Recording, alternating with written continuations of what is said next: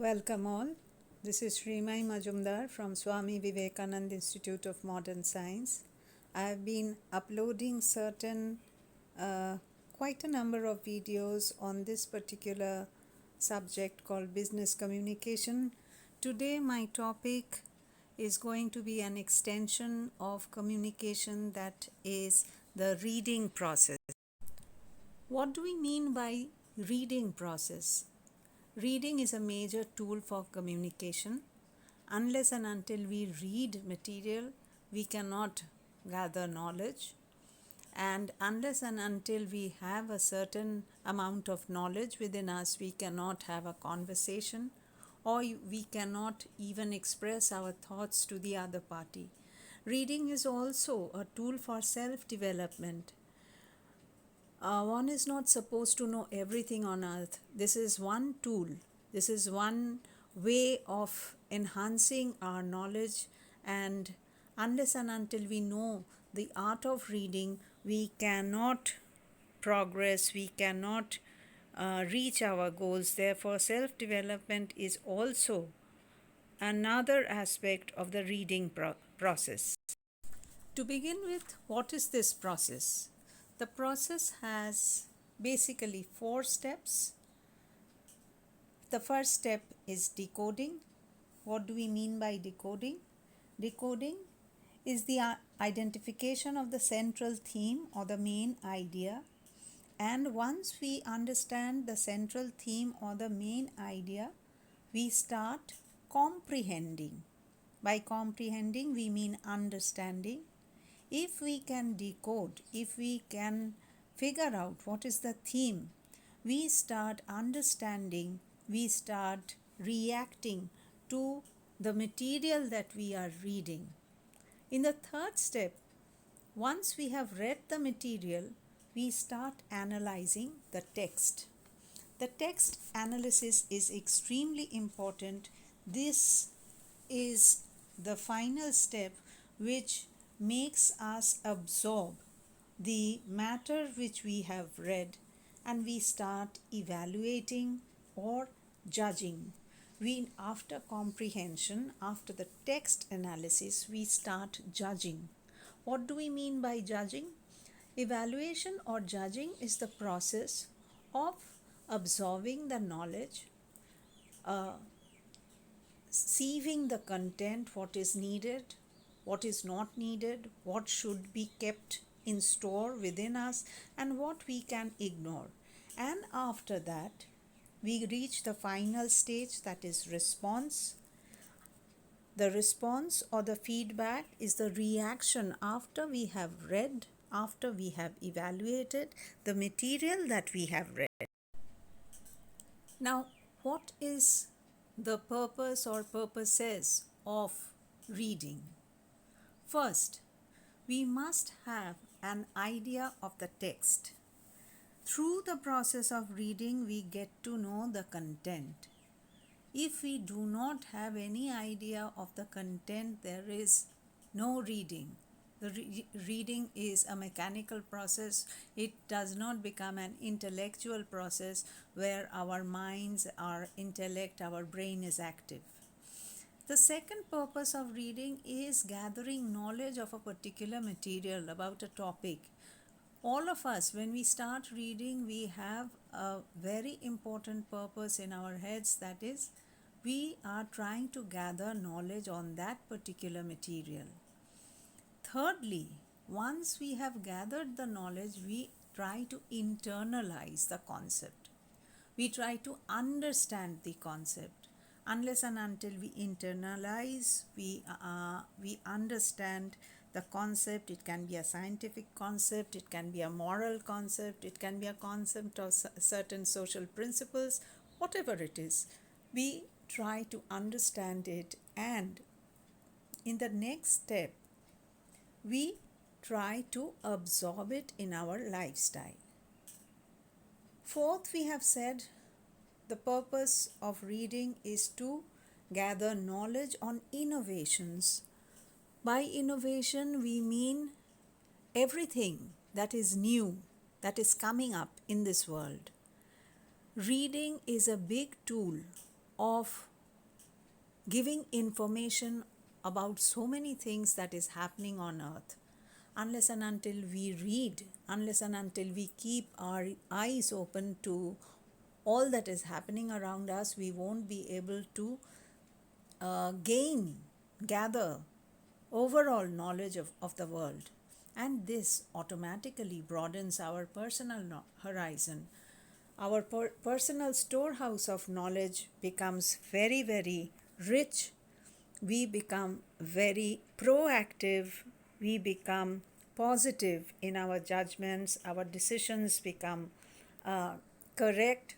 Unless and until we go through reading, extensive reading, we cannot reach this stage of intellectual perfection or activity.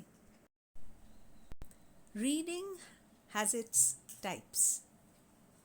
It's very simple. The first one says personal choice.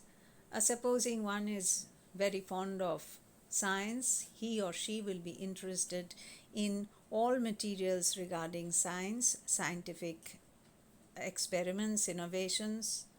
Sometimes we are interested in general text. For example, it can be the newspaper. It is a general kind of text which gives us everyday knowledge about what is happening around the world. It is there too, even in a general text, we may implement personal choice. Like we may be interested in the political news more than anything else. Someone may be interested in sports news more than anything else. In the third type, we have reference material.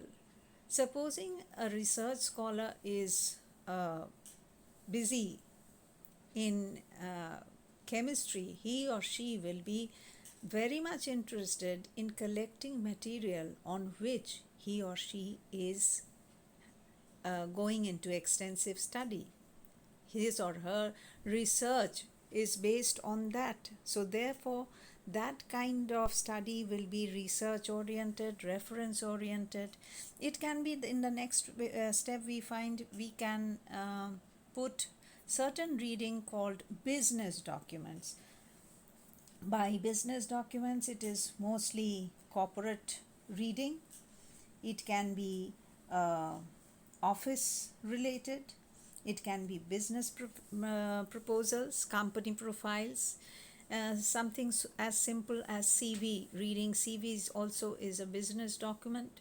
Therefore, when the entire reading is focused on business, on professional activity, it can be called business documents. And lastly, some part of the reading may be labeled as scientific tests or technical tests.